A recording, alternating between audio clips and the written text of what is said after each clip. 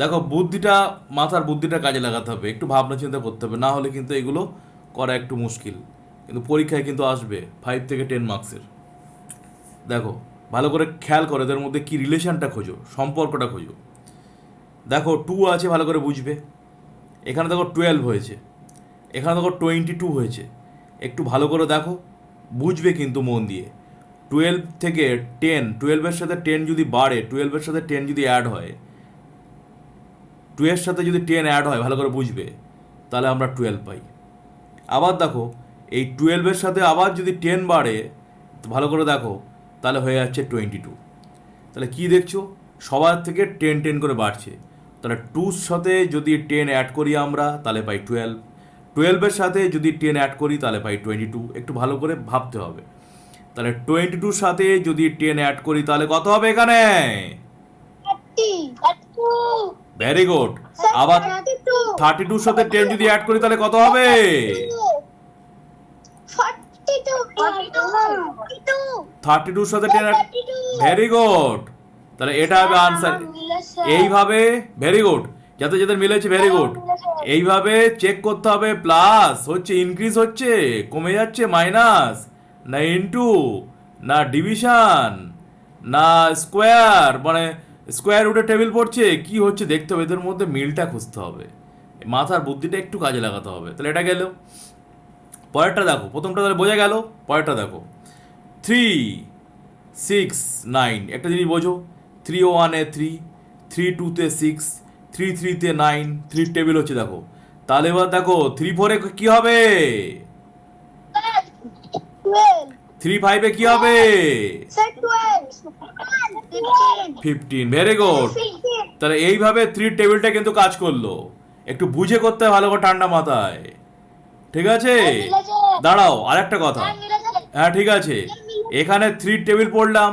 কারো যদি মনে হয় না স্যার আমি অ্যাড করেছি, দেখো 3-র সাথে 3 ভালো করে বুঝবে। 3 থেকে 3 যদি বাড়ে, তাহলে 6 হয়। আবার 6 থেকে যদি 3 বাড়ে, তাহলে 9 হয়। আবার 9 থেকে যদি আবার 3 অ্যাড করি আমরা, তাহলে 12 হবে।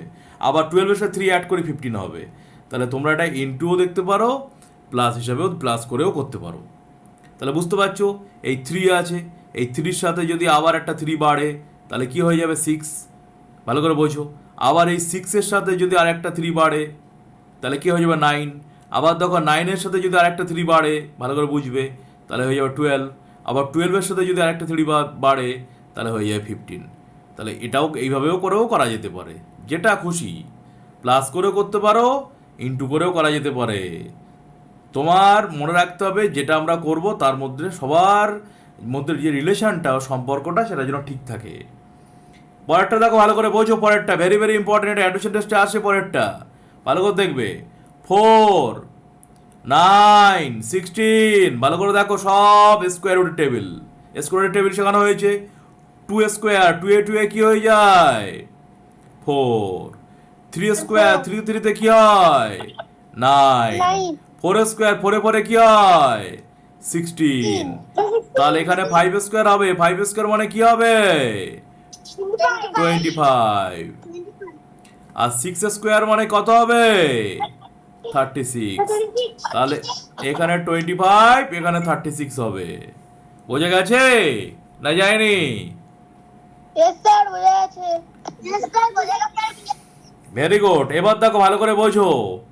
2-1-এ 2, 2-এ 4, 2-3-তে 6, তা 2-4-এ, Sir, 8. 2-5-এ, 8. 10. 2-5-এ 10। Very good. তো তাহলে এইভাবে করা যেতে পারে।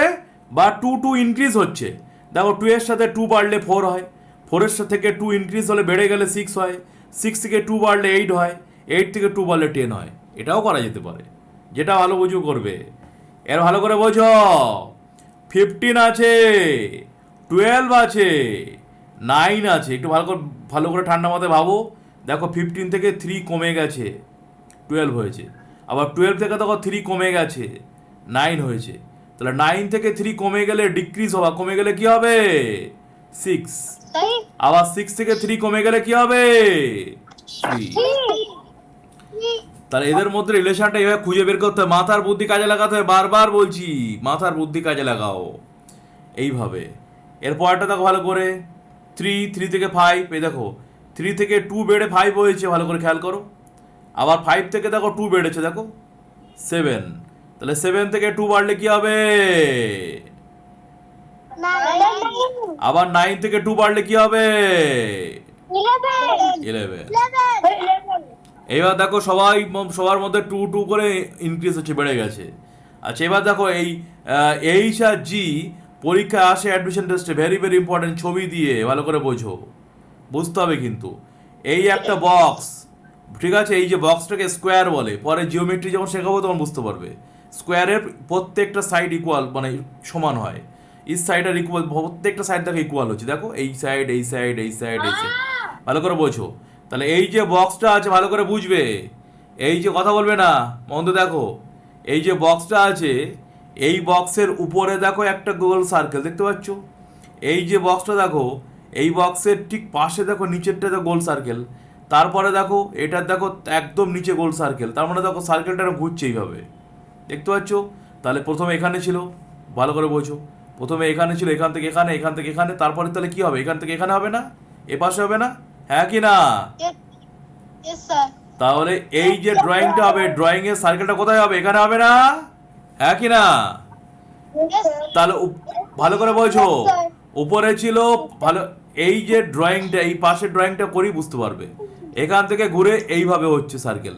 তাহলে এখানে একটা ছিল, এখানে একটা হলো, এখানে একটা ছিল, এখানে একটা হবে, তাহলে মাথা ঢুকেছে? এর পরেরটা দেখো, অ্যারোটা কোন দিকে? উপর দিকে, তারপর অ্যারোটা কোন দিকে? নিচের দিকে, তারপরে কোনটা? রাইট সাইডে। তাহলে এরপরে কোনটা হবে? লেফট সাইডে হবে না? Yes or no? হ্যাঁ কি না? তাহলে বলো, মাথায় ঢুকেছে? ফিল আপটা হয়েছে সবার? Yes or no?